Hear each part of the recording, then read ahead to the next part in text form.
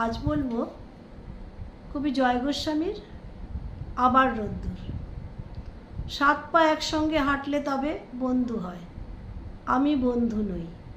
রোজ যে নৌকায় আসো তুমি, আমি সেই নৌকার পলকা ছুঁই। দাঁড় বায় তোমার বন্ধুটি, বৈঠায় জাগায় ভাটিয়ালি। উঠে আসে সদ্য স্নাত রাগ, চুল ভর্তি রোদ ভিজে বালি। আমি ছই ছায়ামাত্র লোক, দেখো হাতে কালি মুখে কালি।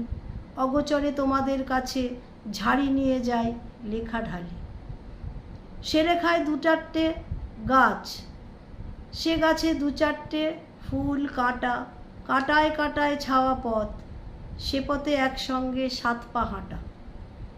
অথচ বাস্তবে কোনোদিনই হাঁটিনি তোমার সঙ্গে, ঠিকই সামনাসামনি কথাও বলিনি, লেখায় তোমার কথা লিখি।